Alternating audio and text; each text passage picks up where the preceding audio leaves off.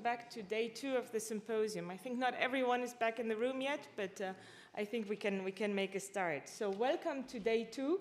I hope you all enjoyed the dinner and awards night as much as I did. It's every year, it's a very special moment for us to celebrate, come together as a group, have a nice moment together, and celebrate those that go the extra mile. And help in the development of the standards and in setting EUROCAE on its track. So I'd like to kick off day 2, not without thanking again our sponsors, without who it would not be possible. So thank you very much to all of them. In case you lost it, or in case you're joining us just today, please remember, if this works, voila, to flash the QR code to get onto Slido, ask your questions to the panelists so that the sessions will be interactive. Same on the Wi-Fi, in case you're joining us just today. There's a Wi-Fi here that you can connect to, register with your phone number, and you will receive a code. It takes time, but it gets there. Moving now, without taking too much of the time today for logistics, into the keynote session. We have a keynote today from the European Commission, which will be followed right immediately afterwards by a flash talk from EASA. So first, Christine Berg, the head of unit of the Single Sky Unit in DG Move and Deputy Director for Aviation, will address us.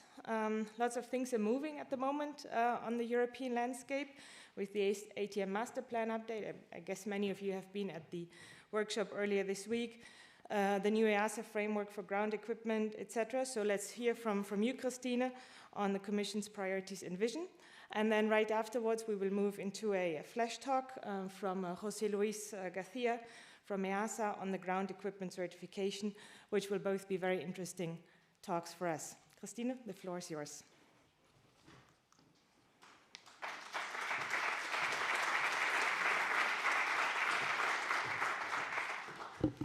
Ladies and gentlemen, dear Anna, dear Guillaume, good morning. And good morning to the distinguished winners of the EUROCAE Awards. Congratulations also from my side.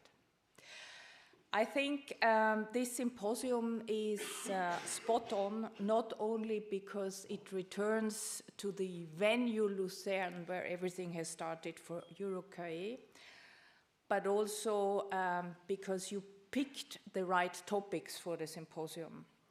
And let me perhaps add from a personal perspective, I think for me it's also a great pleasure to speak 20 years after I have been a standards policy officer in the Commission to a standards developing organization again. I used to do that very often in the past. Had intensive contacts with ANSI, Carol, not with RTCA, but with ASTM, for instance, in the past, and of course with many other standards developing organizations from a sectoral perspective or from a regional or global perspective. So therefore, I can fully subscribe also from a personal perspective that it is essential to recognize the critical role standards play in our economy and in particular in the sector, in aviation. I think from the future perspective, it's clear to everybody that air-ground connectivity, interoperability, security topics, environment and climate aspects are the big add-ons to the classical safety dimension. But also there are challenges ahead in terms of new forms of air mobility and their integration with existing systems. And for that, standards can and will have to provide the foundation and the common language upon which systems, procedures, and operations will be built. It's also clear, speaking to standards practitioners, that standards are not static. They need to evolve, they need to adapt, they need to meet challenges of the future and changing needs of the industry. And admittedly, when you reflect about the future of your industry, and we as policymakers do that with you, the aviation domain currently is challenged on many fronts. There is the sustainability challenge. There are new issues coming up on safety, security, in particular cybersecurity is becoming a big topic. Another challenge which has been foreseeable but apparently not that many people looked at it, the demographic challenge is coming up, which will result in a skills challenge as many skilled practitioners will leave the professional scenery. We heard it last night, lifetime awards, other people leaving the community.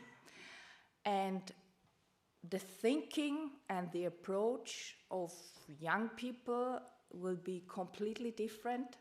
This will offer an innovative potential, and I hope this industry and also the standards community will be able to exploit that potential together with the potential artificial intelligence will offer and the headache it will bring to the standards community.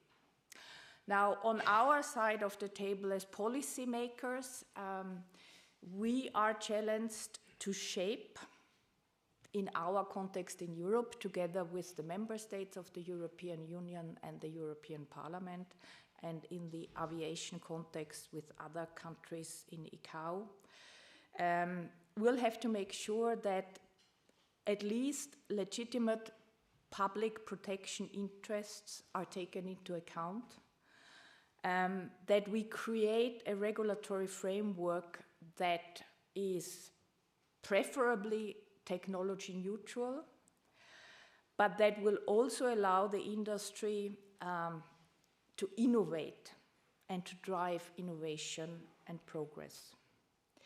So, as Anna has said it, I'd like to debrief you a bit on where we have arrived in our quest to create a regulatory framework that drives innovation and that gives you, the industry, the room and the space to fill it with rules so that the industry can become more efficient, can become greener, can stay safe and secure, etc.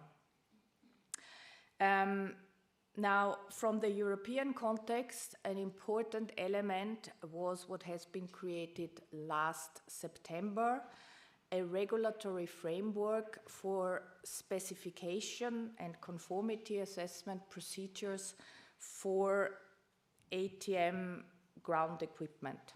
Not only ground, but also to a certain extent satellite-based, I would say. My former colleague, José Luis, will debrief you a bit in detail in his flash talk afterwards. But from our perspective, it was highly necessary to bring the airworthiness side and the ATM side together under the umbrella of EASA, our European regulator, because that will make sure that all the technical specifications to the extent necessary and the standards you will hopefully as EUROCAE together with RTCA as global products develop in order to come to better interoperability and a better integration of what will become a more data-driven sector. So whilst EASA is now very busy in putting this in place, I think it has also already become clear, and that was part of the discussion I had last night in this very pleasant dinner occasion, that this will have a knock-on effect on EUROCAE, and you will hopefully be very busy in looking at these things together and to come up with responses. The other element we have created in Europe, and we have done that already since 2014, so another anniversary looking back in 2024, is we have, for the synchronized deployment of anything that concerns the aviation ecosystem and where this synchronized deployment is needed, where the ground, the airframes, the airports will move together, we have mandates, regulatory mandates, which we call common projects. And we basically do that to implement the vision of the ATM master plan, ultimately the AMP, and this is our innovation cycle, moving us towards trajectory-based operations. And we had already in 2021 adopted a mandate to start with initial trajectory information sharing by 2027. Back in 2021, we were in the midst of the pandemic, and it was not that clear whether everything is going to be ready in order to have this implemented by 2027. So this is why we in the Commission have asked our partner, EASA, to look into this closely, and EASA had an intense year of work last year to look with all the players into the readiness for deployment, and came to the conclusion, well, whilst there is still some work to do, also on the side of EUROCAE, it is feasible to implement initial trajectory information sharing, which should bring us one step closer towards the TPO concept by 2027. I have to say this was not an easy process. I have to say for us as regulators, this had also a number of not so pleasant surprises, because in our approach to listen to the entire ecosystem before we mandate certain things, we have cost-benefit analysis. We have everybody brought together to say, yes, it is feasible, and only then we would come out with regulation. And it has been a bit sobering to realize then in 2023 and 2024 that it's still going to be challenging by 2027. So I would like to use this occasion and encourage everybody now to go full speed towards the implementation, in particular also on the side of the manufacturing community, to make sure that the ANSPs can have their systems updated in time so that the airspace users will start benefiting from the effects this should have.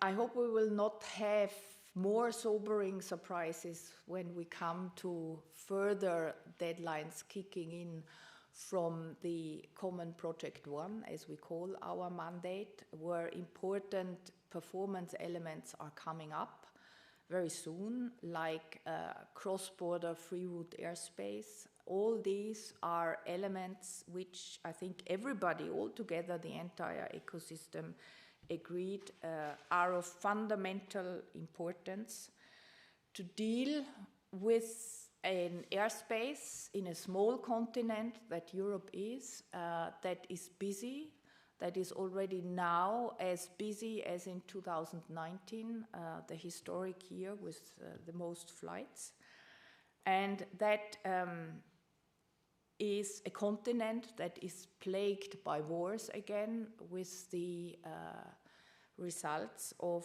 less airspace available. So in reality, what we have all together said can be done and has to be done in 2021, before that war broke out, has become even more important in order to manage the challenge ahead. Because if we don't do that, the one who will pay the price will be climate, environment, and in the long run, future generations.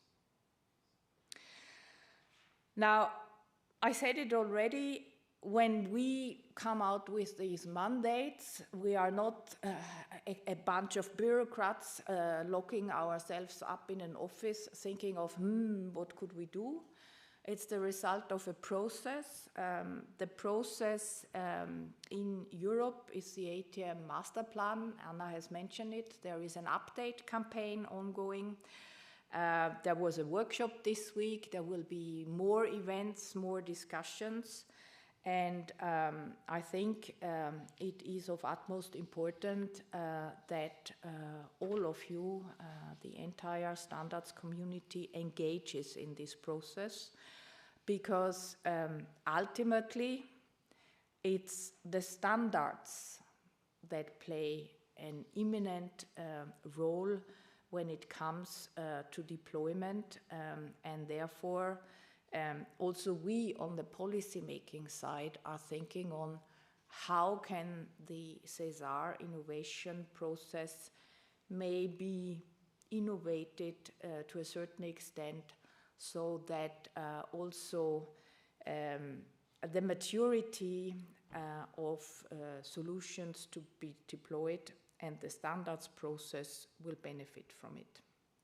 I can't give you more detail yet, but we are trying to draw some lessons learned from what we have recently experienced. I should also say that we have excellent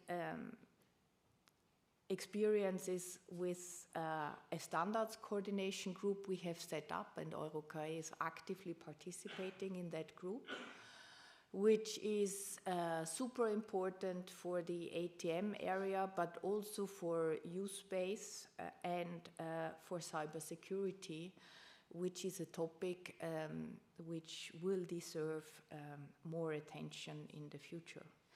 That group has really been instrumental also in identifying gaps, in maintaining a rolling plan to see how standards development is going on, to also identify where things lag behind.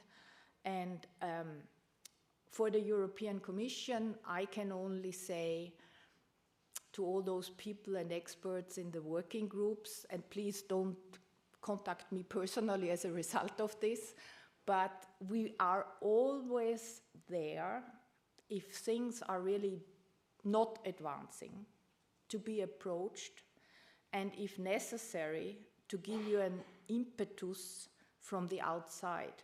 That doesn't mean that we will then regulate it, but sometimes it's for all the practitioners, and I've seen that in many different economic sectors, simply having a talk with somebody who has a different external perspective, be it from another sector or be it having a larger distance to the technical issues you are fighting with, can help.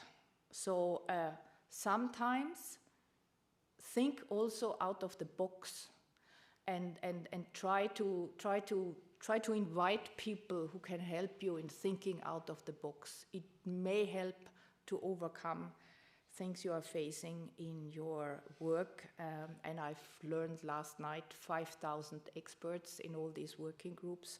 That is quite an impressive number, and chapeau that everybody is engaging in this. Coming back to the policy side, in the Commission, in EASA, but also in Eurocontrol, we are not only working with the ecosystem on the update of the master plan, we are also, I think with pleasure and pride, preparing to take this to the 14th Air Navigation Conference that will start at the end of August in Montreal. And I hope to see many of you also there. Another important element from our policy framework perspective was also the support to the development of a vibrant youth space, as we call it in Europe. And from that perspective, 2023, last year, was the year where the famous EASA youth space regulation has become effective. We are meeting here in Switzerland. I understand that in Switzerland, the first youth space service providers are already under certification. So that demonstrates that things are moving, which is good. And on the regulatory side, also things are moving because only this year, in April, we have also adopted a package of regulations concerning VTOLs and air taxis. And I think from the Olympic Games Paris perspective, I've spotted something on the agenda we will also have and hear more. As always, speed in the development of the regulatory framework, as in the development of standards, is sometimes, unfortunately, a limiting factor. I said it, EUROCAE is also very much engaged in the development of the necessary standards to facilitate unmanned aircraft systems and to provide for a seamless integration of these unmanned aerial vehicles into airspace. And I'm wondering whether your working groups 105 or 112 would be candidates for awards next year. This is certainly an area which is important, and I do encourage everybody engaged in this area to keep up the good work. Now, many of you may also have heard that we have worked hard with the European Parliament and the member states of the European Union to update the basic law of the single European sky. And we have come to a political agreement between the legislators in a long negotiation night in March. Currently, this text is translated into the 24 official language of the European Union. And that, unfortunately, is the result why the European Parliament that is heading out for an election campaign will no longer be able to formally adopt this negotiation result during their mandate. They are having this week their last plenary session in Strasbourg. Those of you who are following the news are getting bits and bobs of the vast areas which are under final adoption. But we are confident that the new House will, in their September or October session, then seal the deal. Now, in terms of substance, let me highlight a few elements. The result, I would say, is an evolution of the single European sky, which is one of the most difficult topics for the EU member states. But the evolution will still be quite considerable. So we have strengthened the network approach in ATM. We will in the future have an infrastructure manager in order to better support the definition of needs and future rollout of infrastructure. We will have better rules on how to organize ATM service provision. in particular on how to deal with pan-European services and with the possibility to open up a certain market also for the provision of services needed. And this market, that would be our Commission prediction, will become more important as data will become more important also in this industry. We have a better recognition of the CESAR project, so the innovation cycle, and the necessary coordination it takes in the basic legal act. And the Commission will get more expertise in order to do its job as a regulator when it comes to regulating the performance of the monopolistic air navigation service providers in the member states. And also importantly, we have rules which will apply in the same way for the pricing of a common information service, which is one of the core elements needed for whoever wants to become a use-based service provider. Additional elements which we have created and which will need to be implemented in the next years are important for the data economy that I cannot even say is on our doorstep. It's already there. We are already living in it. So we have in force since January this year the EU Data Act. That Data Act provides rules for fair, reliable, and secure access to data for companies and citizens in areas of public interest, which means that anything which is not operational data, for the very, very short time data is considered operational, for instance, in the ATM world, will have to be made available against the background of the political wish to set up a thriving data industry that creates new services that benefits ultimately also citizens. And we have developed an Artificial Intelligence Act as the first region in the world. Now, many say this Artificial Intelligence Act in reality will hinder innovation and will put Europe in a worse place when it comes to players like China and other parts in the world on how you use and exploit data and how you develop artificial intelligence. The European approach has always been a bit different. But I think for the aviation sector, the important element is to note that sectoral regulators, and with the sectoral regulator also the respective standards, have been recognized in this Artificial Intelligence Act. And so EASA will play also in this area a very important role. Now,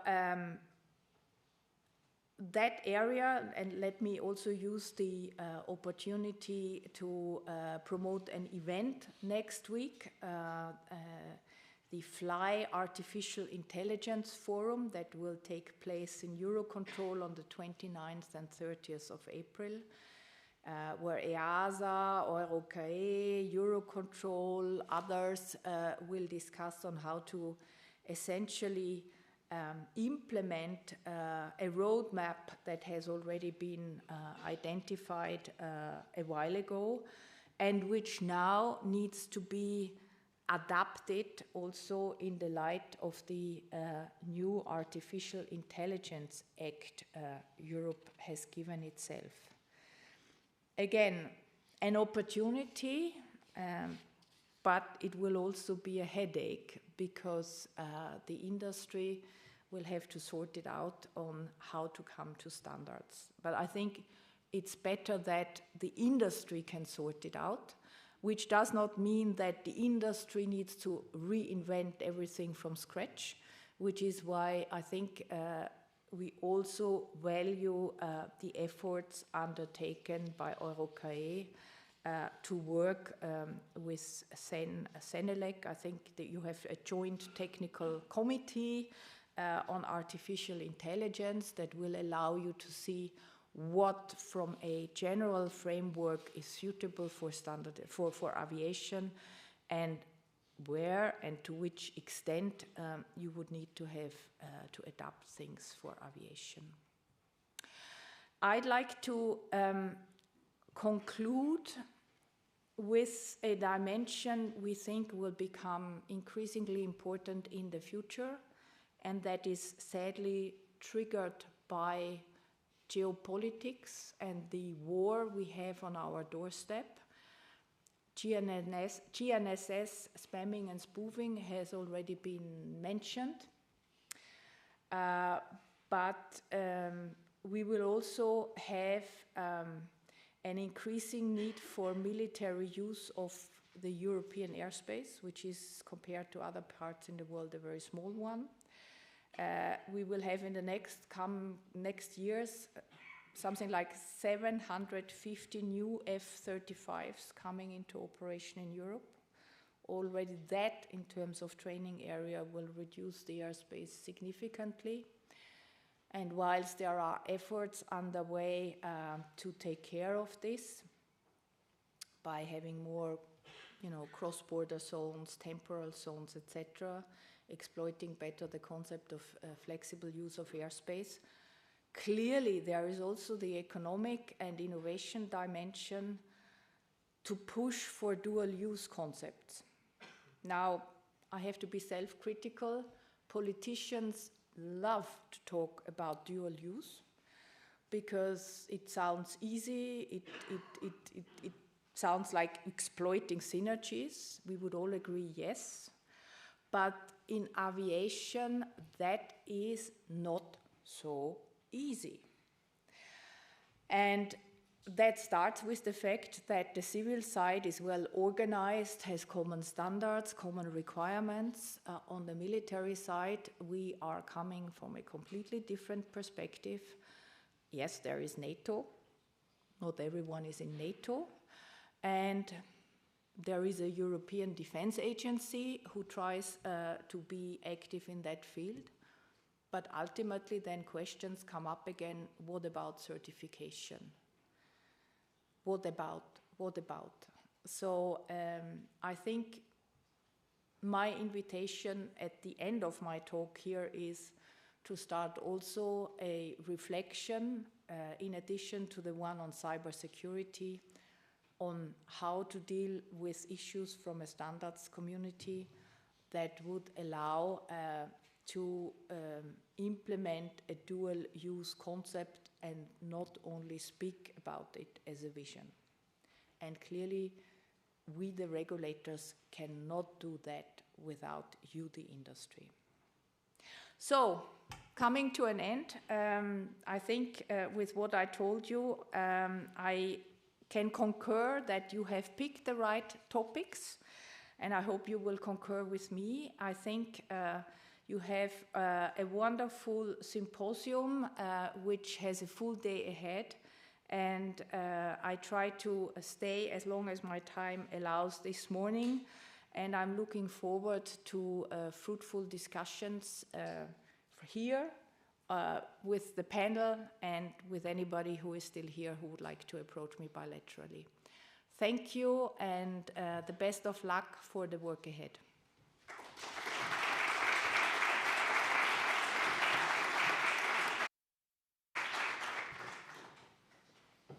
Thank you very much, Christine, for giving us this broad overview of everything that's happening at the moment in Brussels and at EU level. And addressing also a couple of messages and advice to us as a standards organization. And rest assured, we will take them up with the Council and the TAC.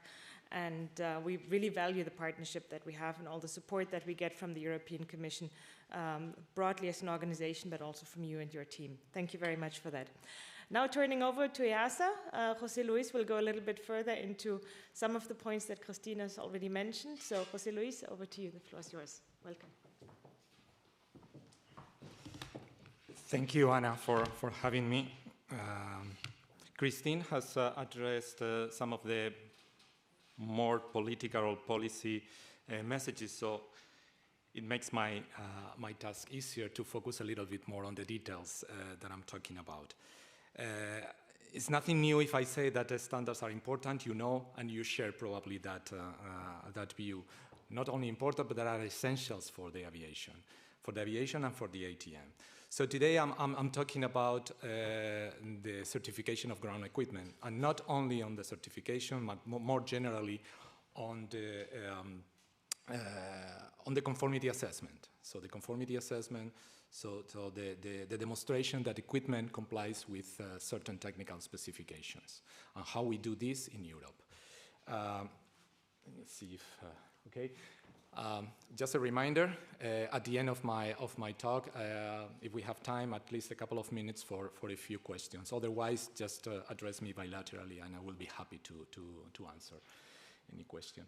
So as I said, certification, ground equipment certification is the topic, but it's more widely the conformity assessment. It's a framework that we have adopted in Europe in September last year, as you probably know. You have these two regulations, 2023-1768 and 2023-1769. I know it doesn't mean a lot to you, but these numbers will appear repeatedly in the next years, because those are the foundation for this framework. So I will go into not full details of the framework. I don't have the time. This is supposed to be a flash talk, so quick. But I would like to touch the main changes that the framework is introducing. The framework is introducing the need for the manufacturers to be approved, and to be approved by EASA. So all manufacturers that want to put or sell a product in Europe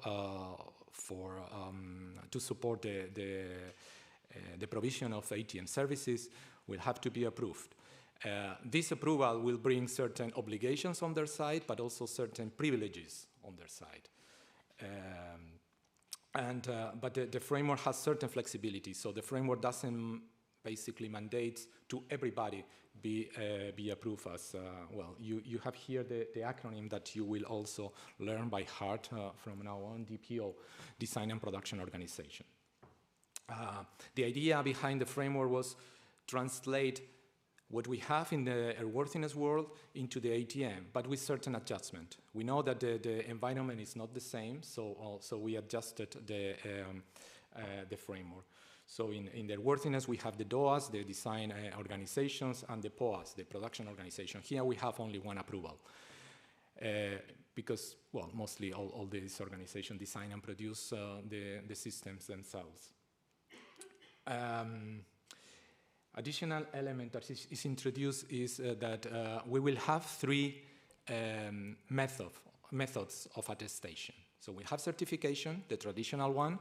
So there is a recognized body who certifies that equipment complies with certain technical specifications. And in this case, it's EASA who will do it.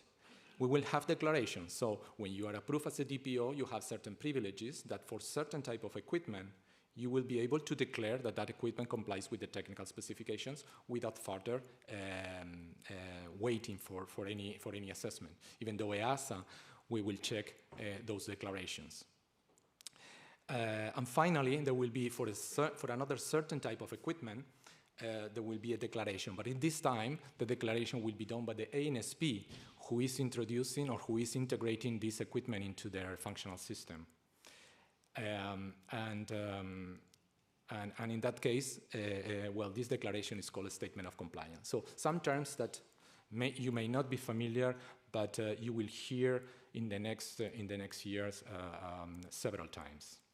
And finally, the third component that the framework is introducing are the detailed specifications. So the detailed specifications are common for everybody and are setting a minimum set of requirements, of technical requirements of this of the ATM ground equipment.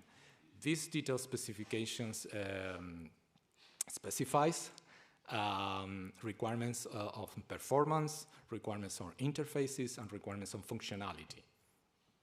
And these detailed specifications, we will make extensive use of industry standards. And here again, you heard before the important role of standards now, but also in the future. And here is where your role and your active participation will contribute to the success of this framework. Because this detailed specification will not be created by EASA in isolation. EASA will pick the most appropriate, more mature and fit for purpose standards. Not only from EUROCAE, but mainly from EUROCAE, but from other standardization design organizations. So I'm not going to detail more about the framework, because there are several details that you can find in the regulations and our acceptable means of compliance and guidance material. But as I said, any question at the end or bilaterally, I'll be happy. But at least I would like to touch what the framework is aiming for. So what are the objectives that we try to achieve with this framework? Because, well, that's the first thing we need to ask ourselves. The first thing is that we intended with the framework to have a single and common demonstration of compliance. So a single one will be at least for the equipment that are subject to certification and that are subject to declarations. The detailed specifications are another element introduced that will pursue to have a common set of minimum requirements.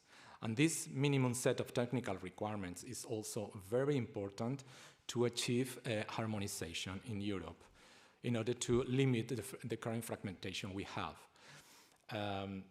This common specification will address, as you know, the essential requirements that we have in the basic regulation, in particular safety, security, but above all, interoperability. I think that this common specification will be key to ensure interoperability of the systems.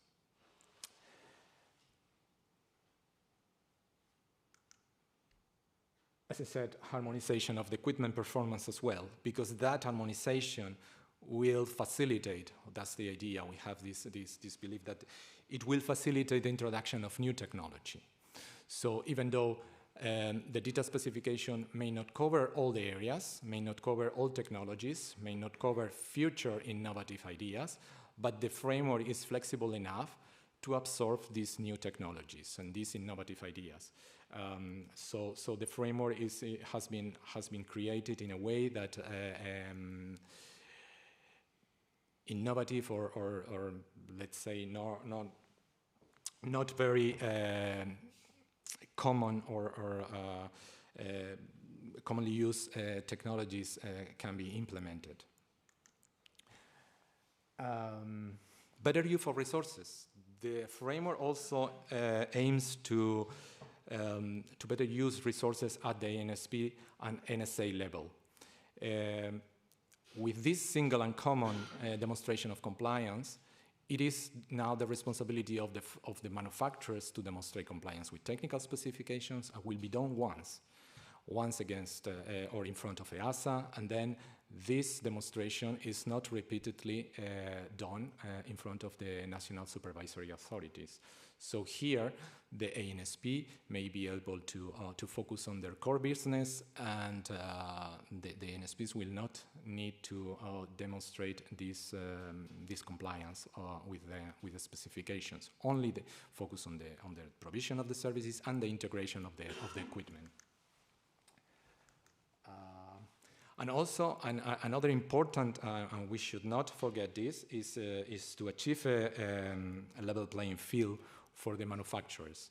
Everyone has to go through the same process, has the same obligations, and the same privileges. So the oversight and the experience we have with the previous framework where the oversight was not consistently done across the states, now should be resolved with this framework. And last but not least, as I mentioned before, the implementation of innovative technologies will be facilitated because the right standards, mature and fit-for-purpose standards, will be recognized as the basis for the declaration, for the certification and the declaration. But still, the possibility to deviate from those is built into the system. So now we are in a transition period. As I mentioned, the framework was adopted on September 2023, last year, and until 2028, more or less, the things has not changed. From 2023 to 2028, we have this declaration done by the ANSP, what we call the Statement of Compliance, which is not very different to the previous framework we have in Europe, the Declaration of Verifications, that as you probably know. But in 2028 is when the full framework will kick in, is when the certification will be required, the declaration of equipment will be required, depending on the type of equipment. What is happening during this transition period is that manufacturers will apply to be approved by EASA. EASA is putting in place the right procedures, and we are completing the framework. With the planning that at the end of this period we will have the main manufacturers or most of the manufacturers approved and the equipment already certified. Okay, but the framework is not fully complete. If you read the detailed specifications, you will find where this equipment is. It's not, I don't see this in the detailed specification, and it's completely true. The detailed specifications are still not complete. We can say the same for the guidance material and AMC. Still, there are some issues on interpretation of the law that we are trying to resolve. So we have in the next months or year some work to do in EASA, but with you, with experts, with the industry, because we in isolation cannot do it.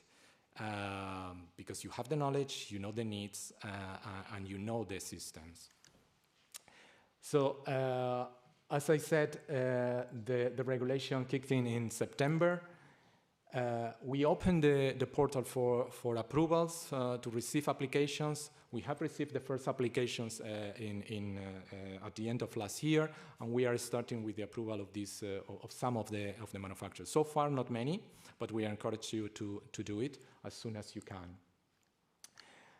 But as I said, this is very important. 2 rulemaking tasks that we are launching to complete the framework. Rulemaking task 0743, which will complete the AMC and guidance material, and our idea is to publish this next year. But the other one, and I think it's more important for you, for experts, for technical experts, is the completion of the detailed specifications. In this rulemaking task, 0744, EASA will identify with you, with the experts, what are the right standards to apply, because those will be the basis for the certification and the declarations. And we need your involvement, your help, and your engagement. So I encourage you to participate. And the idea is to publish a proposal, at least, at the end of this year. As you know, EASA will adopt these detailed specifications only or always after consultation with you. And that's it. I hope that the information I gave you has been informative. Still comply with the word flash talk. And I will be happy to take some of the questions. I see there are some questions here. So I think we have a couple of minutes for some of them. So I will pick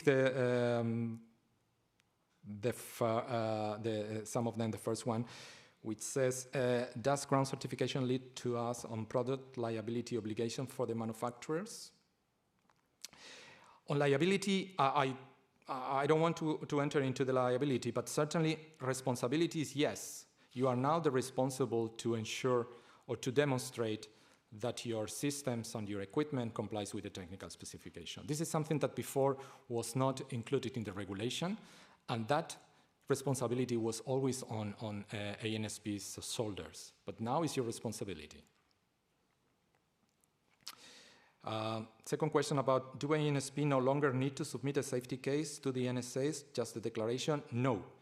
Actually, I couldn't go into the details here, but the regulation 373 about services remains applicable and remains unchanged. The only thing that within the safety case or the safety support case, as you know, for other service provider other than ATS, within that safety case or safety support case, the information that states that certain equipment complies with the specification is just taken from the certificate or from the declaration. So that part is not basically needed anymore because it has been done in front of EASA, and that is not needed to be demonstrated to the national competent authorities. But the safety case still is needed. Remember that the safety case deals also with procedures, deals with the people, air traffic controllers, who deals with the system, and deals with the equipment. The equipment, the certification of the equipment will not cover the integration into the functional system of the service provider. So still that is responsibility of the ANSP. I hope that this is clear. Will advanced air mobility manufacturers DPO require EASA certification? No, for the time being, this has been excluded from the framework.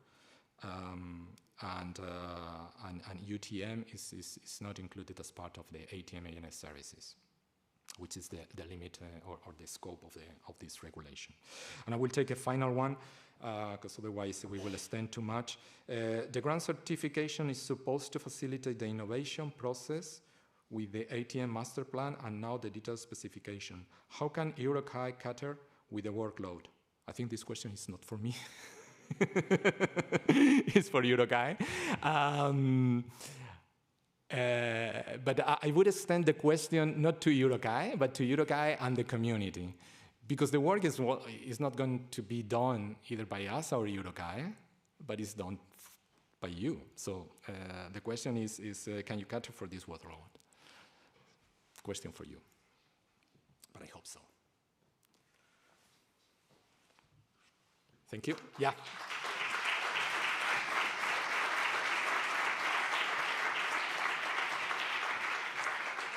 Thanks, Jose Luis, and an interesting question at the end that the work is to be done by all of us, and certainly from a standards perspective through EUROCAE, supporting the work of the industry to develop the standards which will underpin the regulatory framework of EASA. So I now invite my colleague Javier to introduce our next panel. Thank you.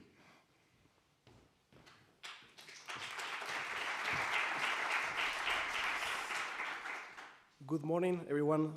Thank you, Alex. Thank you, Jose Luis, and thank you, EASA, for the great flash talk. I would like to introduce the next panel in the topic of... next slide, please. Yes, thank you. Public acceptance of innovative aerial services. As you know, in EUROCAE, we have a strong commitment within the innovative technologies implementation.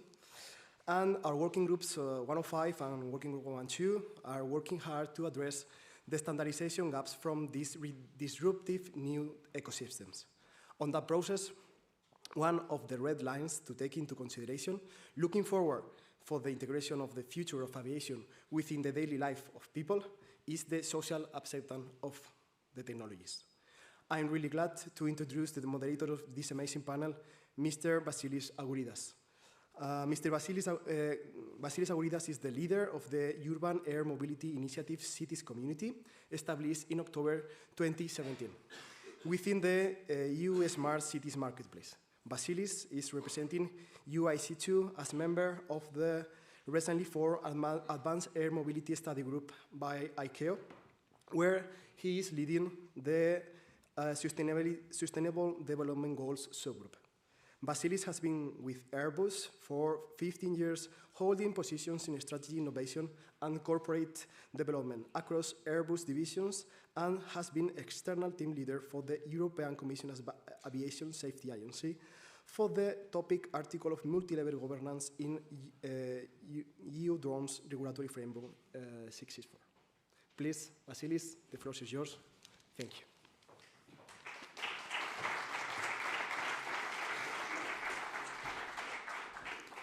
Thank you, Javier, and thank you for the EUROCAE team of having in a panel about the social acceptance of innovative aerial services. And I say that because this community is used to create technical standards.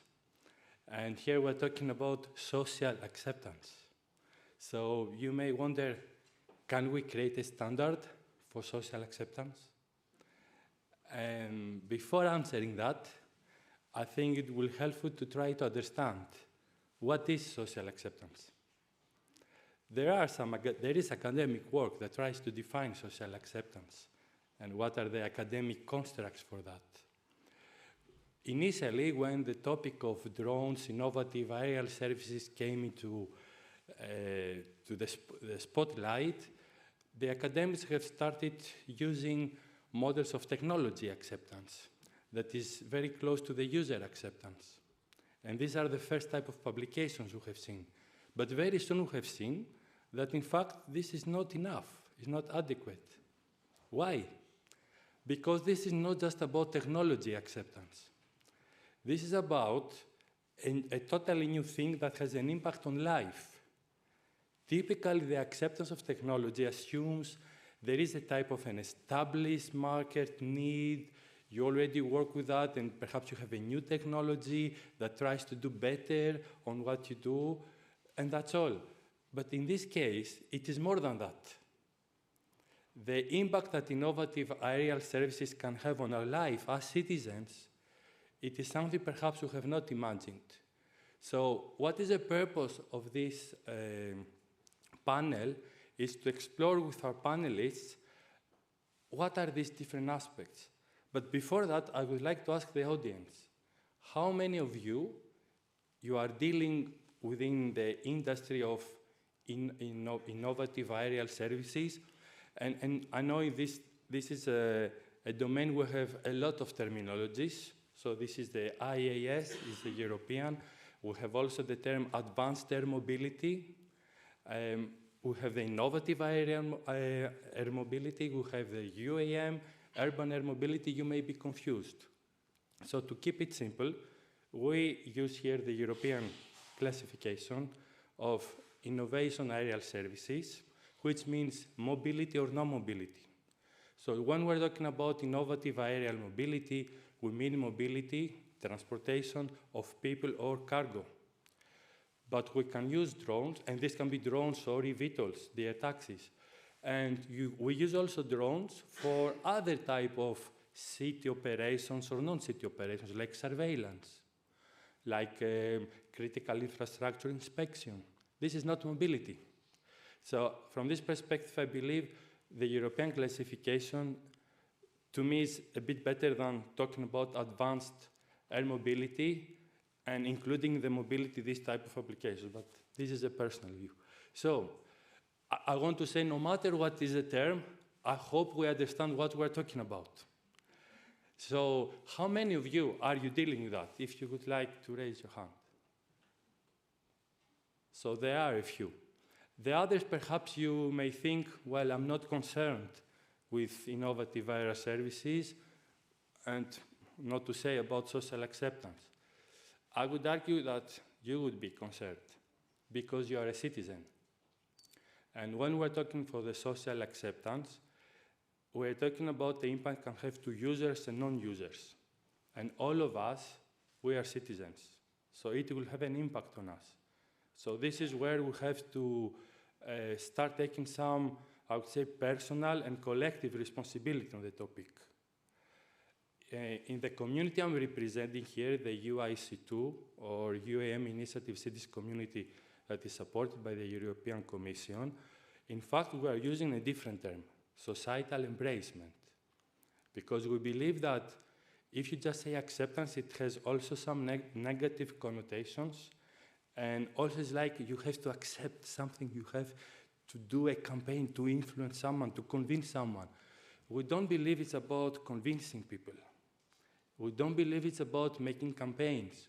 Although initiatives by companies and other people which are about to engage people, it's really what we're looking for. So these are some of the aspects I would like that we discuss with you and with our panelists. I hope you have seen already the Slido, so please use it. If not, we can go back so you can have access, because I would like to ask you some questions about what do you think is social acceptance?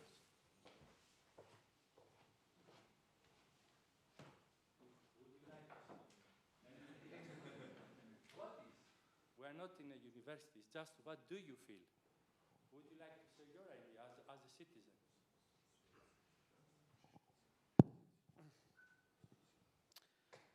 So, social acceptance is how we as a citizen can accommodate something which would affect us, whether or not we choose to bring that element into our life. And I think this is a perfect example.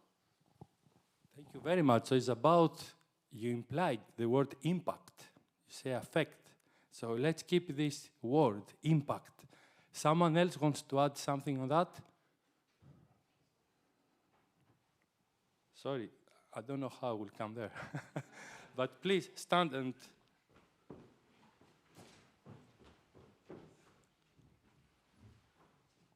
Hi, I think your question is interesting. I'm going to take a cynical view. I think social acceptance is the annoying little buzz of the photo drones when I'm on a mountain and I want to be in nature and somebody's taking a selfie from a drone. Me not getting annoyed, that would be social acceptance. Thank you very much. So we see here this annoyance is about noise. So it's about noise pollution. It's also about privacy, right? So we see already some aspects. And if we take the more urban perspective, when we say about affect, it could be some other topics. It could be visual pollution. It could be about who is using this? Why? Is it really needed? These are some questions already asked in very different communities. And most of these communities are not from aviation. So what is one challenge we have as aviation industry is to think, I think it was Mrs. Berg, really think out of the box. Especially on a topic that is not happening up to the sky. It is happening really low level. It is supposed to work with us in the urban environment. So let me invite our panelists so we can explore all together the topic. Please.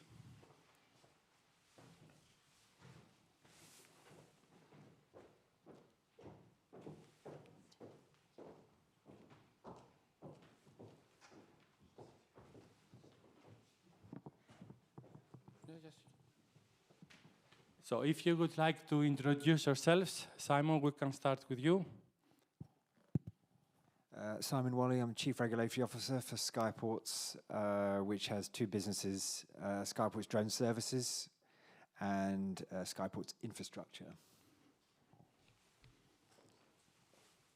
Yes, good morning, everybody. My name is Larissa Haas. I work for the Swiss Federal Office of Civil Aviation, and I'm responsible for the coordination of regulatory processes and policies in the field of new technologies and drones.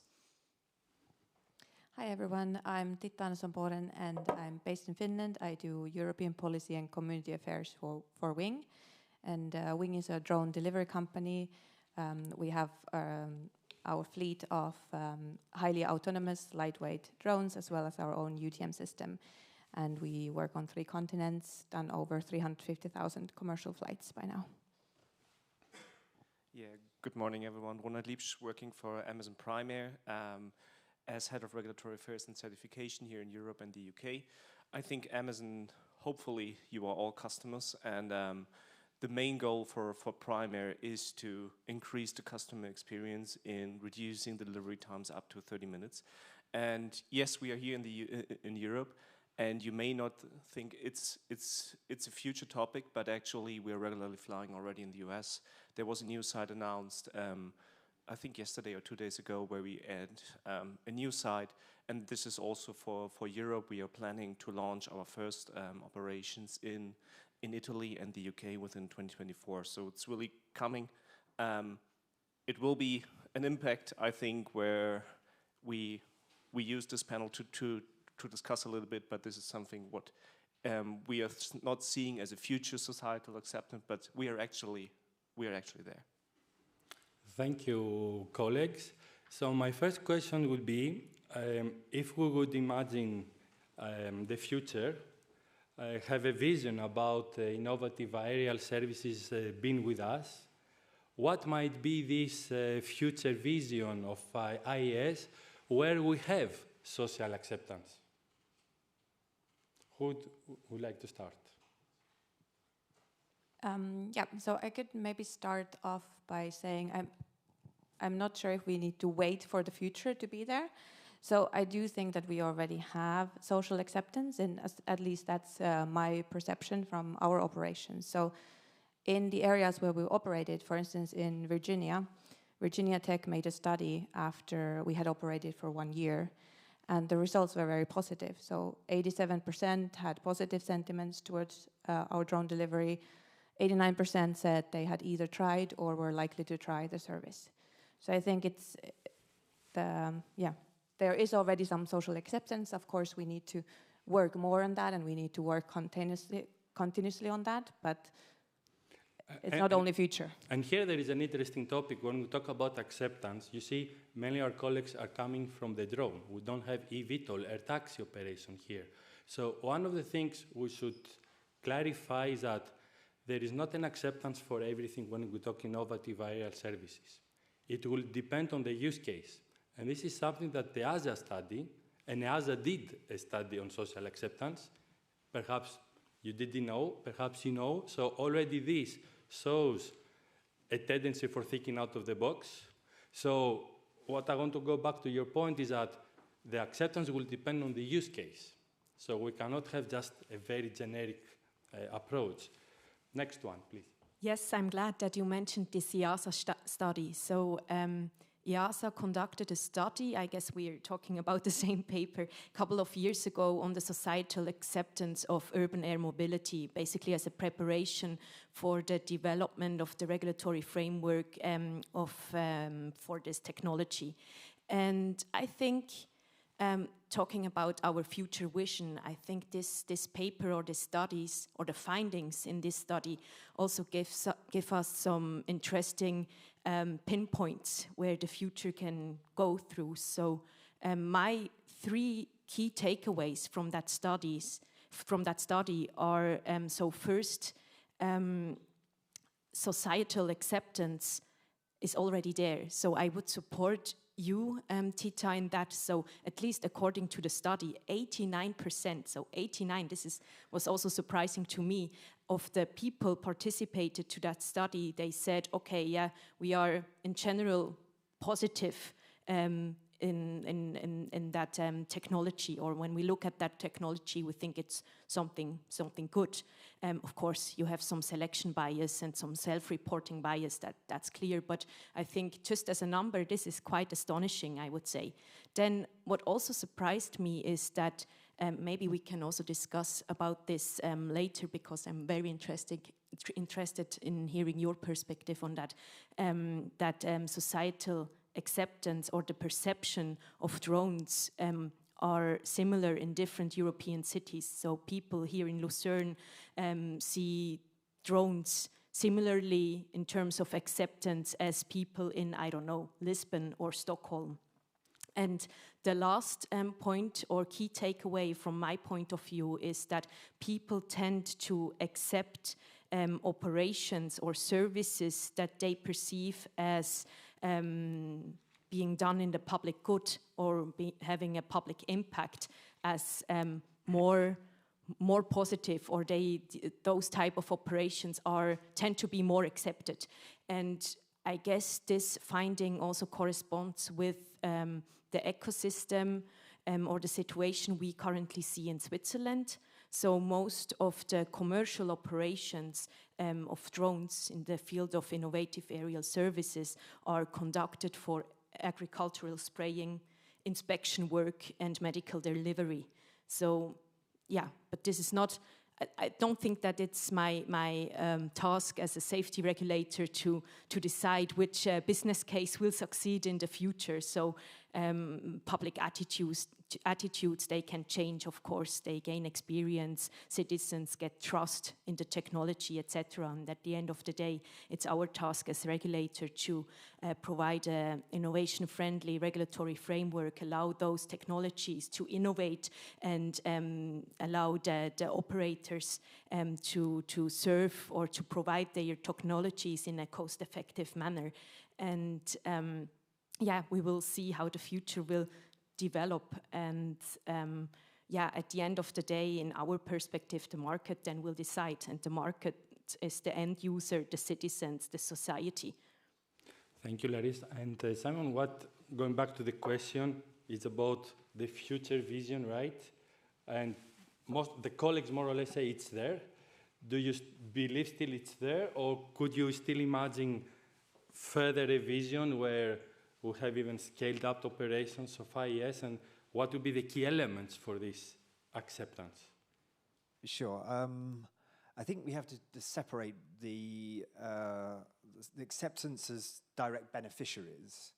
So, customers that directly benefit from the service that you're providing, and whether they like it being delivered by a drone, or a drone providing an inspection service, and that they're getting the service that's provided, then they can understand that there is not only is it reliable, it's cheaper, etc. Then people understand they have interacted with the technology, they understand it's safe, it's all very positive.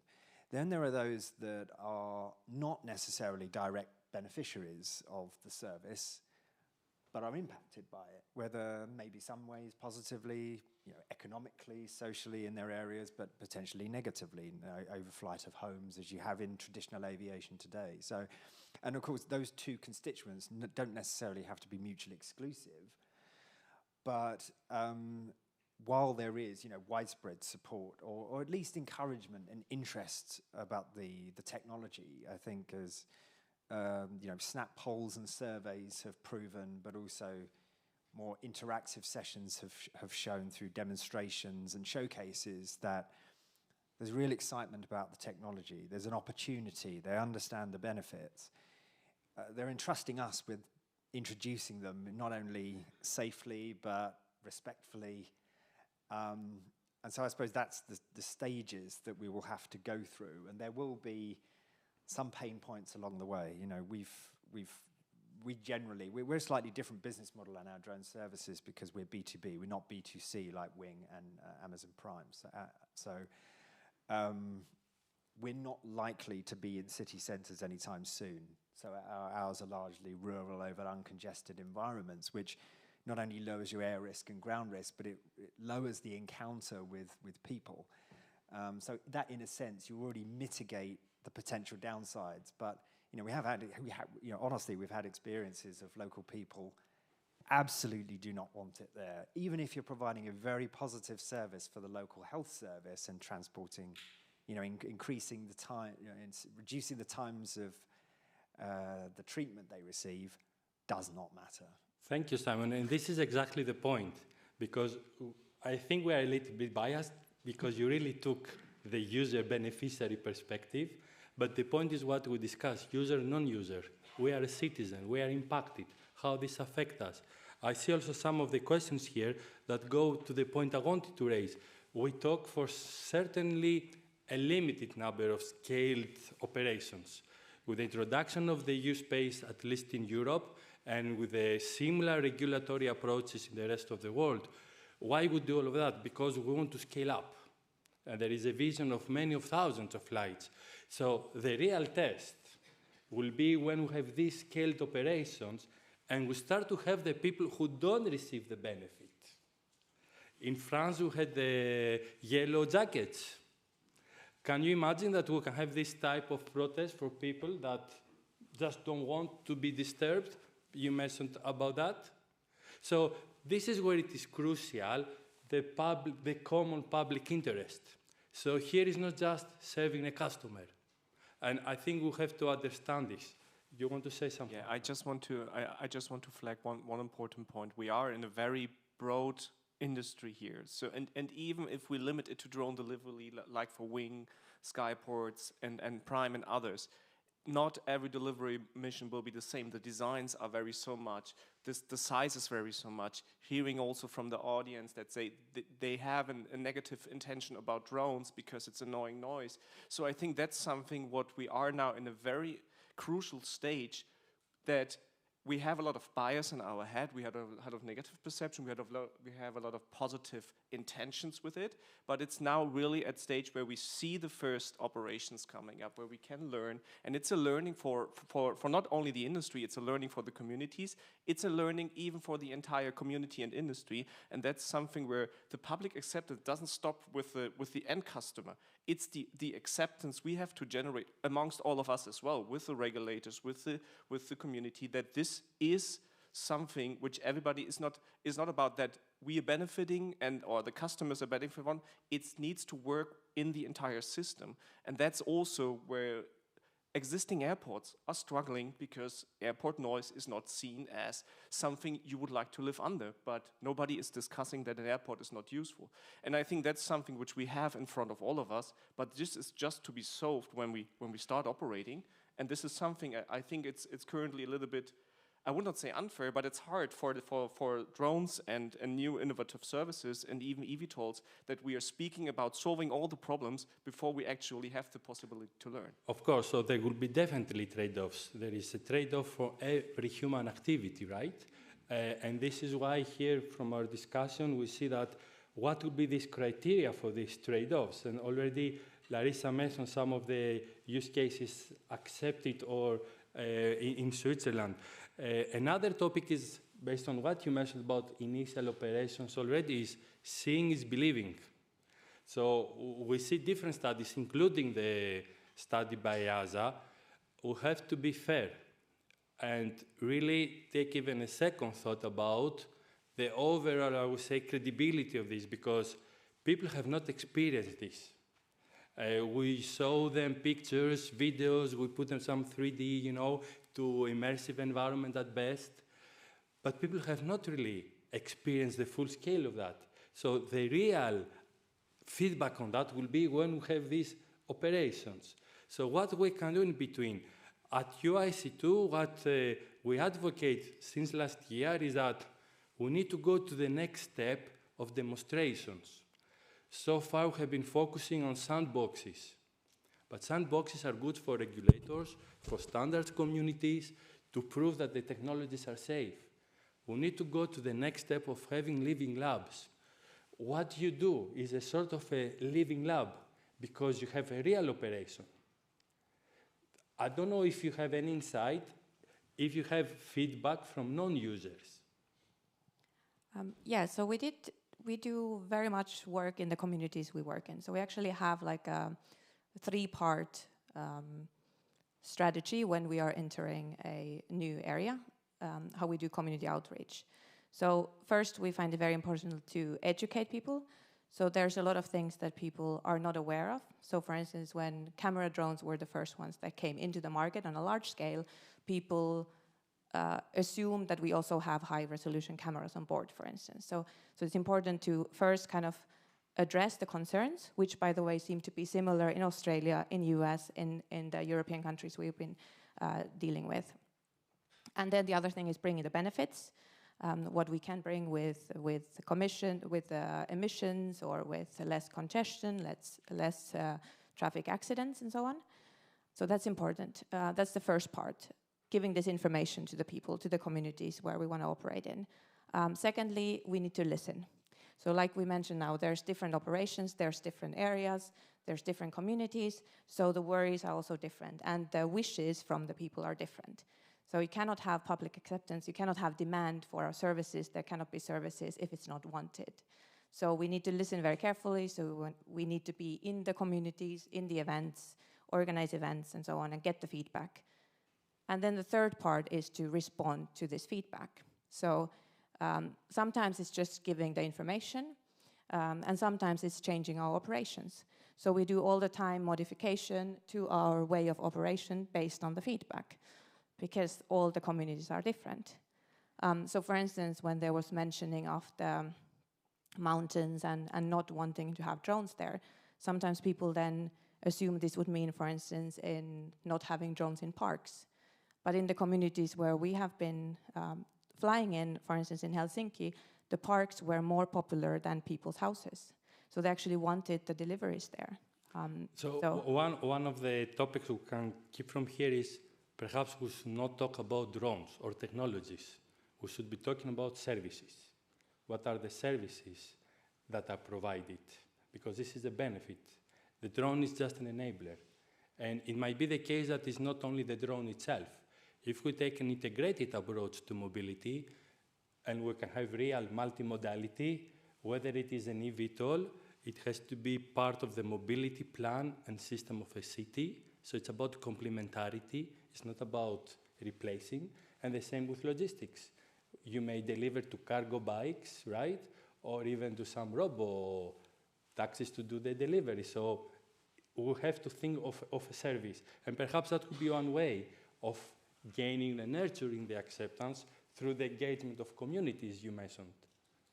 Yeah, I think that's totally fair. And what Tita said, it's what you can only get out once you start and learn together. And I think it's really from utmost importance that you are approachable, that the community is a part of that decision making and a part also of possible adoptions. That it's not, for example, if a logistic provider is set up operations, we learned at Primaire that with our mission distribution, that we are kind of having a hub where we within our fulfillment centers, that it doesn't make sense like you build an airport next to the community. So you need to really understand the impact of your operation, especially on noise, especially on the footprint you were building up. But then it's really of utmost importance to get the community engaged. And this is also what Tita said. I think there are initiatives also in EASA to have the IM hub. And I think that engagement is so important because that just enables that learning, which is at the moment just on some instances, but most of the public or most of the stakeholders have not seen it yet. Thank you, Ronald. So Simon, now we try to see what could be the challenges from this upscaling, because imagine we have really a lot of flights. What are the challenges you can see on the short, mid, and long term from gaining or nurturing this acceptance or embracement? So I think in the short term, it's about socializing the concept of either the technology for drones or for air taxis. I mean, they come with either they're unmanned, which is very different. Most people aren't really that used to that level of that type of technology in the air.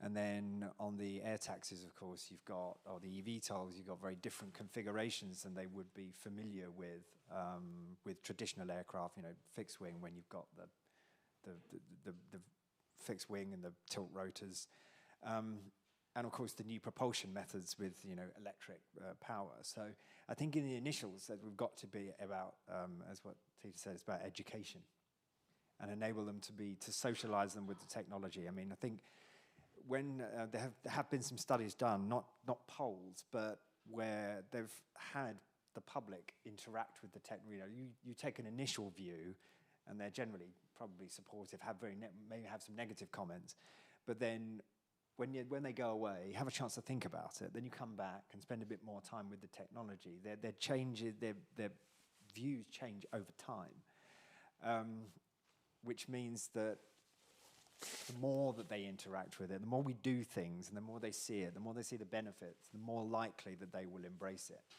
So I think in the medium term, is taking all of the data, understanding what works, what doesn't, what people care about, what they don't, and then as that scales, is using that to really either through ConOps or through technology development, maybe through regulation, that we will start to see mainstream adoption. But the positive thing is that people are very familiar with aviation generally. This is still aviation, and even though some aspects of it may start to be present in areas they're not familiar with,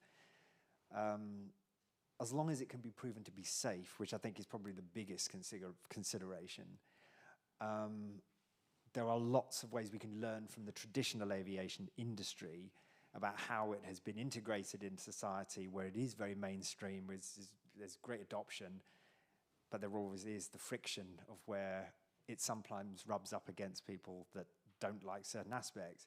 But if we can get to that stage, I think we will have achieved in the long term. Thank you, Simon. And Ronald, Tita mentioned about differences, for example, or similarities between Helsinki and US.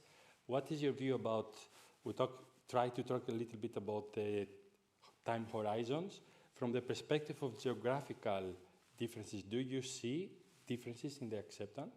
Well, I think, and I think that's also what I heard from Wing. In the US, we have started to fly, and that was a milestone that in the beginning the concerns are completely different, as also Simon already said, that in the beginning you raise a lot of fears and they say, well, what is this? But once you are active, you will really get to the detailed problems which you can solve. I think in Europe, you have not seen Prime Air flying in Europe, and that's what we want to change. But with that knowledge, what we have learned in the US, I think we are on a good track to see exact the same fears coming up here in Europe as well. The big change from when we have started in the US compared to what we are doing now in Europe is that in the US we have created our own hubs to learn how it works, and there were some learnings out of it that you should not do it, as I said, close to communities. So what we are doing in the next iteration, that was the new site announced, is that we are embedding it in our existing fulfillment center structures, so that at the end those fulfillment centers are a known infrastructure, so you know Amazon is there, and that will be within the same day deliveries fulfillment centers, which are usually in a very industrial area. So we will reduce some of the initial friction from having our hub or our footprint established there, and then it will kind of be adopted to as a common mode how I order. So the user will just see, oh, there is an option, I have 1 hour delivery. But then the impact, how does it create it, that will, where we will start to engage with the communities.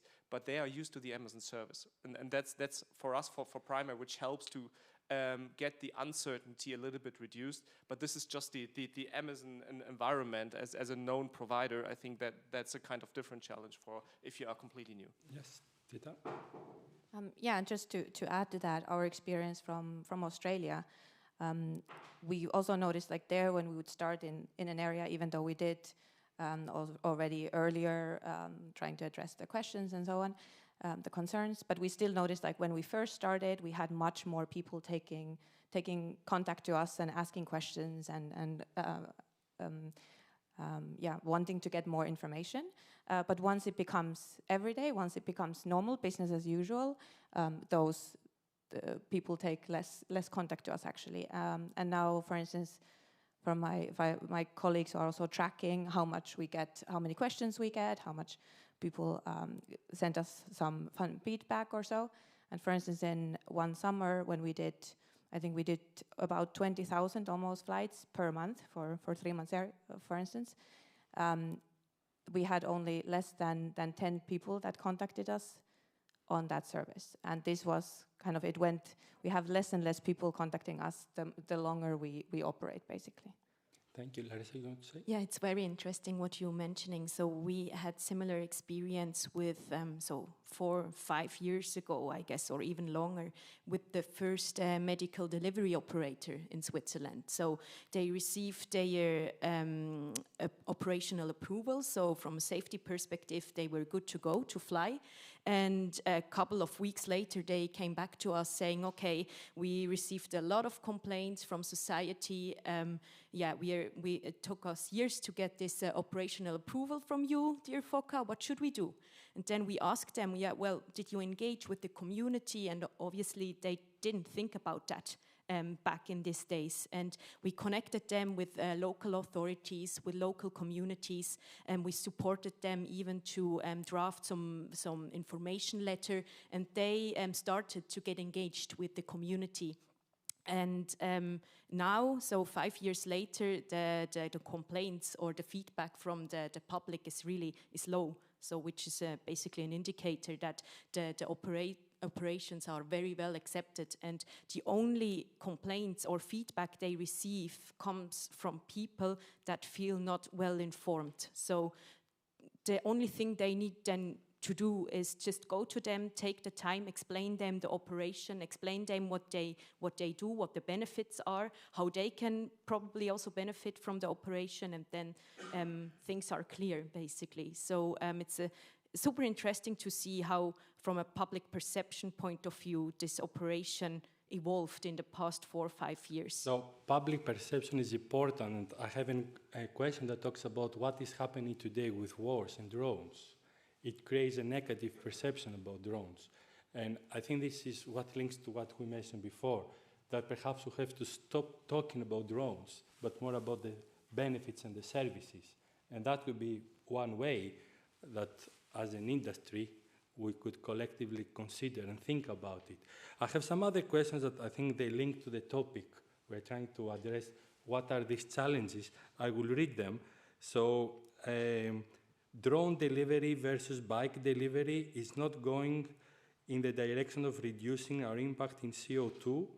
How do you see acceptance of this aspect in Europe? Does an electric, this is another question, does an electric van full of parcels using public roads really have a higher impact on citizens than many single parcel point-to-point deliveries? Thoughts? And how can IAS contribute to sustainable development goals, this is from the United Nations, and help increase social acceptance? Are there any initiatives focusing in this topic? A lot of different questions. I think linked to what we discussed about complementarity of services, common public good, and this is where we need to add the aspect of responsible use. It's not enough only the sustainable use, but the responsible use. And on this front, we see from the people who are not in the industry, and they see that we may have operations of delivering coffee, pizza, and so on, and there is a quick reaction of being negative. And this is a very interesting topic, because perhaps delivering coffee or pizza to people that are lazy to go, or they just look in the comfort, perhaps is not the best thing. Now, if you take a fully customer perspective, you respect your customer, you satisfy customer need. But perhaps if you take a societal perspective and the impact that is created is not the thing to do. So it cannot be just the customer. It has to be the society from this perspective. And the very same thing of pizza or coffee, if you deliver to elder people or people with special needs, have a different value. So it's not the operation itself, it's how it is benefiting the society, right? You want to say something? Yes, so just wanted to add that obviously we also don't think that drones are an answer to everything, right? And drone delivery. So of course there will still be need for hopefully electrified vans, and there will be bicycle deliveries and so on, if you only think of the delivery side. But we did do studies in Ireland and in Finland on how it would actually affect the society if we replaced some of the trips that are now made with cars with the drones, and you would have actually quite good benefits with reduced road congestion, emissions, and traffic accidents, because it's not only, there's a lot of, for instance, pickups that people are doing. So they'd go and hop in their car and go and get a product. For this, for sure, the drone would be a more environmentally friendly option. So the benefits that we calculate were, even if we just calculate like 5%, I think in Finland, or was it 7% of deliveries would be done by a drone, so, and pickups of small items. We also calculate only with small items, so medicine or takeaway food and like small parcels. So that's a very small percentage, but even with these, we could get benefits for the society. Simon? I wanted to use an example of the complementary nature, or where we've directly replaced something that wasn't really providing a good service. So 2 examples related to medical delivery for the National Health Service in the UK. A lot of, between general practitioner or doctor's surgeries, a lot of samples were being taken, blood samples were being taken, and they were being picked up by a Royal Mail or a postal delivery van, and before they get to the hospital for analysis, they were having to go on a long circular route along a single road, and by the time they reached the hospital, quite a few of them had degraded to the point that they couldn't be used, so they had to be repeated. So not only is that a bad outcome for the patient, but it's a bad outcome for the hospital or the health service that has to pay for them to be redone. If you can go as the crow flies there and back, not only can you ensure the quality of the sample that's being analysed remains intact, but it also means you save money, because it means that you don't have to keep repeating it. Now, if you were taking non-sensitive materials, then using a van, whether that be electric or otherwise, may be the most cost-effective thing. But for time-sensitive things, you can overcome a lot of the limitations of ground alternatives. And we did find that a sample was taken, or a blood sample was taken from one of the patients, and it was analysed within 24, I think it was within a couple of hours, whereas usually it would have probably taken about 24 by the time it's gone this long circuitous route. And because it was analysed so quickly, medication could be administered to stop the person going blind. So the drone service helps somebody avoid going blind. It's those kinds of opportunities that I think it shows where drones can either replace something that isn't working, or it can complement where you're doing those time-sensitive things that can't be done by surface alternatives, but then you leave surface transport to do what it does best. Thank you, Simon. Ronald, you want to add something? I want to kind of turn a little bit the question and looking into the audience. Who of you is regularly using, not need for Amazon, but online shopping? Can you quickly use your hands up? Or regularly using online shopping, so getting parcels delivered by whatever means. Who of you is regularly using going into shops to buy goods? See, so I think that this is an important message as well, that we are not speaking at we will replace anything with drones. It's about new modes which we can deliver certain goods, and I think that's also something where we try to compare existing means with those new means, which is important, because we need to have that analysis and understanding.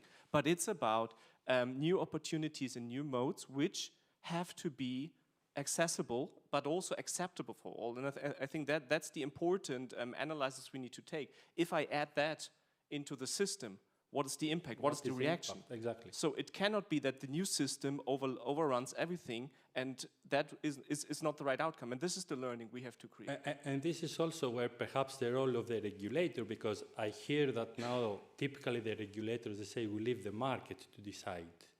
Can decide for what could be the actual perhaps business case.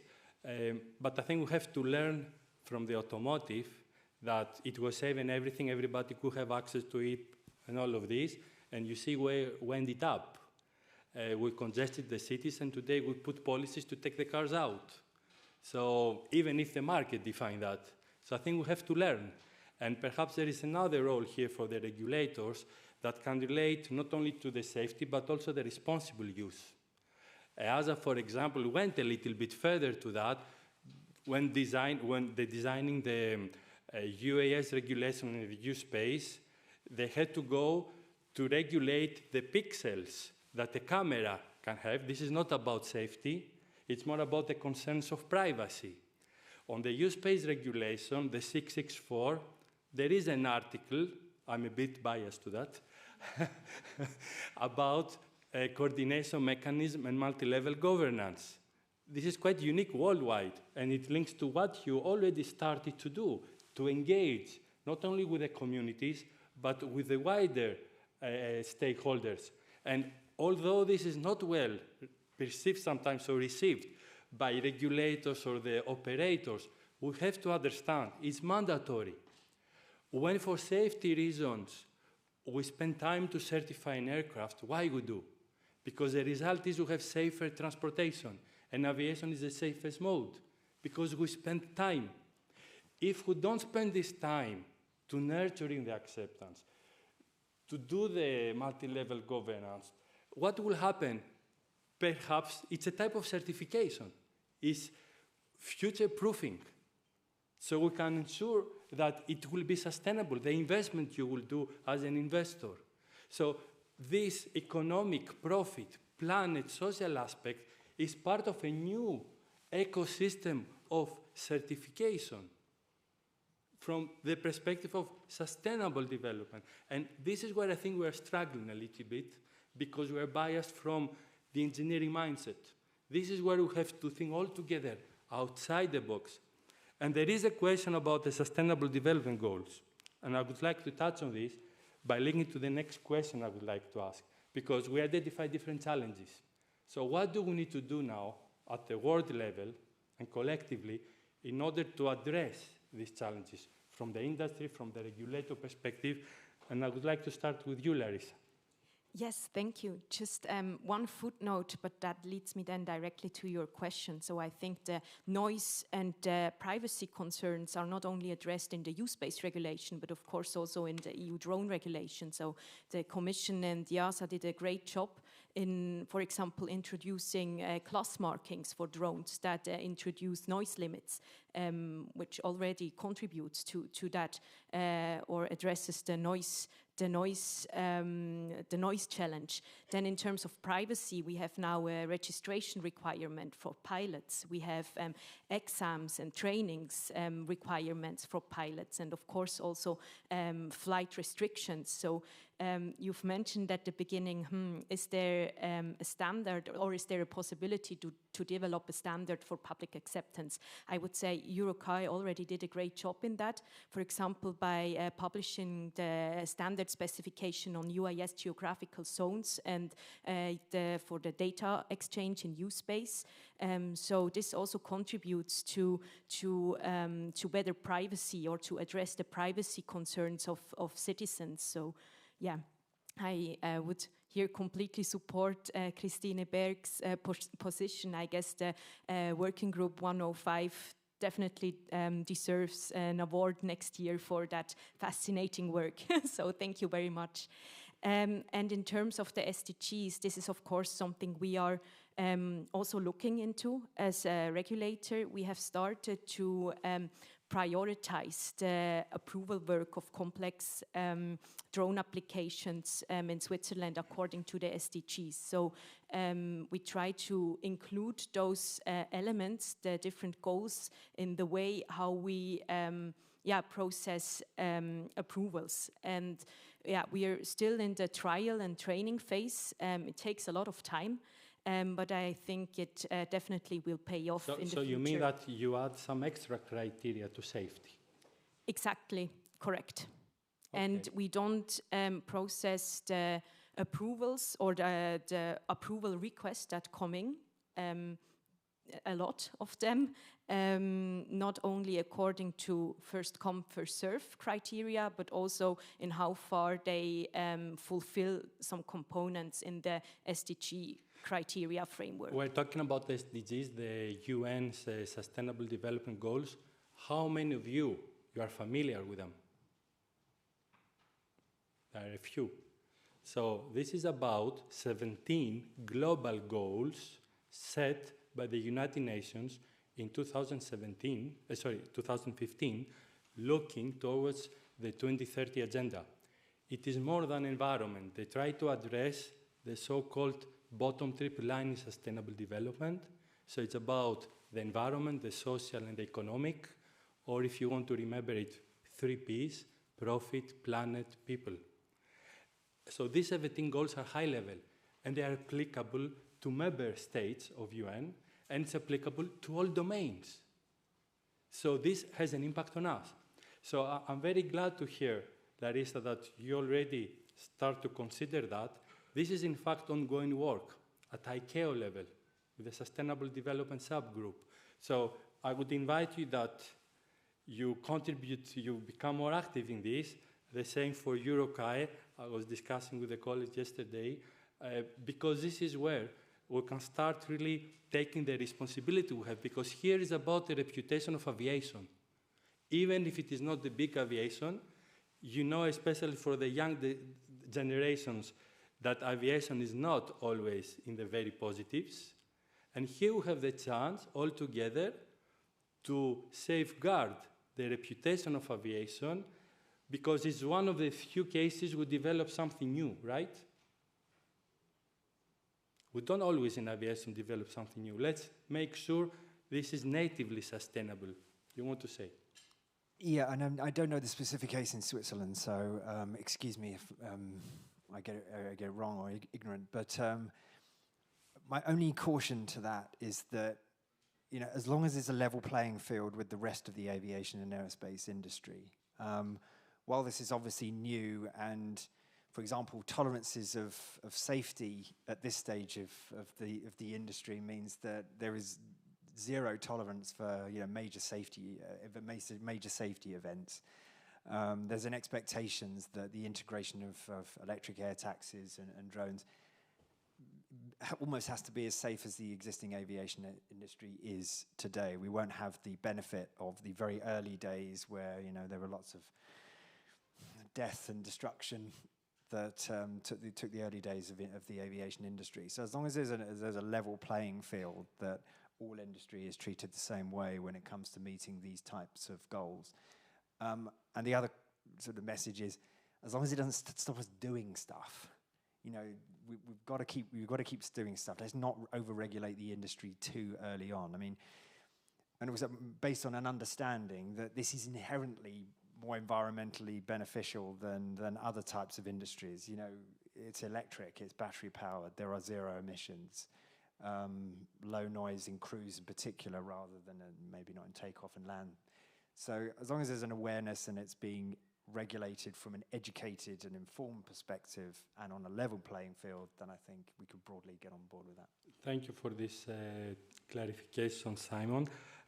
Now going more specifically to your organization, on what actually you do to address and further involve these challenges you have heard by looking on developing your business. Yeah, maybe to start with that, I think that I am sitting here is a good sign that Primair is really learning and engaged in. We want to come to Europe, and we want to share the learnings we have made in the US. We want to be an approachable partner. We are now a EUROCAE member since a couple of weeks, so we will engage in EUROCAE Working Group 105, and we are an RTCA ASTM member on the US side, so I think standardization really helps to connect the lessons and the philosophies amongst the different entities and jurisdictions. I think what is really a challenge at the moment when you see it from a global picture is it doesn't matter if you start in Europe and want to translate in the US or start in China or Australia. I think it is that there is at the moment a lot of initial barriers for that new mode where you have to explain the same questions with the same answers, but there is not a means that you can transfer the learnings in a proportionate way. So reducing a little bit the boundaries towards how can we create data. I think it's all about data and evidence and how we can transfer those data and make it usable for other jurisdictions. I think that could really speed up the entire rollout and learning. It's not about flooding the airspace. It's just about getting engaged with the regulators, getting engaged within the standard organizations, and find a way to really use the data gathered and not start everywhere from scratch. Thank you, Ronald. Tita. So maybe to continue from Ronald's point, so it's also about cooperating together, the industry, as I think we all do, and share the learnings that we've had. For instance, in public acceptance, what we've done is that we made a best practice guidebook for all the operators. So we thought, okay, we've now learned things when we've been doing this in Australia, US, and in Europe. So we made a guidebook for anyone to access if there's somebody new coming to the market who would like to get some new ideas. And also we have done, as I mentioned, over 350,000 flights. So that's a great safety record, and we want to put that out there as well to really tell people this is not, as you said, seeing is believing. So we want to tell the story that it is not something new, super new and somehow very scary, but it's actually it should be, and it will be at some point business as usual when we just keep on going and do these safe and responsible operations. Thank you, Tita. Simon. I think this is something that it's a bit like aviation safety. There's no commercial advantage in it. The more that we work together to share data of what works and what doesn't, it benefits the success of the industry. So, and collaboration through either informal alliances or through projects, sandboxes, but also rule-making tasks and standards development organizations is a way that we can all come together to learn about what will work and what won't work when it comes to the public. Thank you, Larissa. As a regulator, you see already industry having a willingness to share, to work together. I guess this is one of the things you would like to see. But what else would you expect from the industry? And here we are a little bit biased because it's like the drones. If we had the eVTOL guys here, I would like to see also the extent that they would like to collaborate. So what would be your overall expectation? I guess the main points have already been mentioned. So strong collaboration with regulators, so regulatory and industry collaboration, I guess it's key, especially in that area, and also engagement with the community. And it was super interesting to hear your viewpoints on that and your experience. And I think really the community engagement is key. This is also what we are currently seeing in our efforts in the use-based airspace implementation in the city of Zurich. So the city of Zurich is very much engaged, very much interested, and it's also our task as part of the coordination mechanism to engage with them and put them in contact with the industry. So I think this is really key for this industry to succeed. And last but not least, of course, being engaged in all the international standardization bodies to make sure that we have an interoperable system and harmonized system, and also have then the best groundwork done for a single European or international market that can scale, of course, in a sustainable manner. Thank you, Larissa. So to conclude, the key topic we discussed was try to really delve into this concept of social acceptance, public social embracement. The key word is impact, and how we can manage this impact. There is a set of new challenges and new ways that we have to approach these challenges. And already you mentioned about new types of skills even that regulators need to have about managing the more social aspects. But there is some regulation there that can help you to go through that. And we have seen from the industry the way that they take the dare to go and demonstrate what is the benefit there.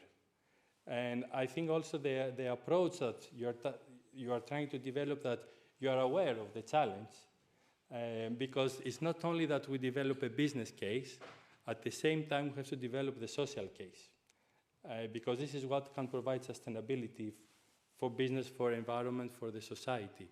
I hope this reflective, interactive session helped this community to really consider about the topic and perhaps open new pathways for EUROCAE to consider what could be some work on the topic.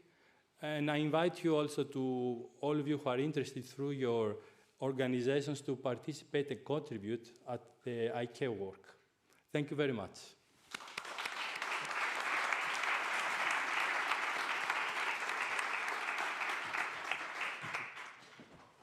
Thank you very much, Vasilis, and to all the panelists for a really, really exciting session. I think this discussion could probably continue for another hour, but we're already a little bit behind schedule.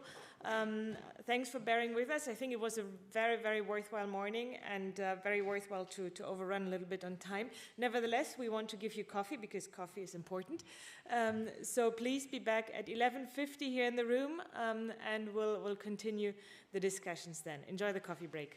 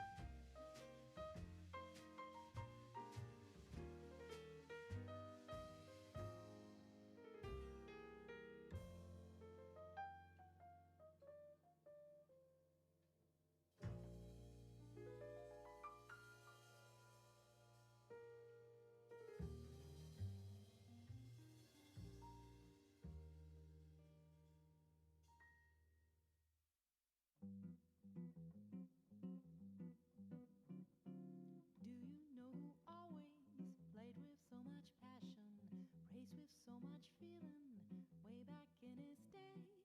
Do you know who did change the way of many? Hundreds of guitarists, none sounding the same. After they had heard him, each of them fell deep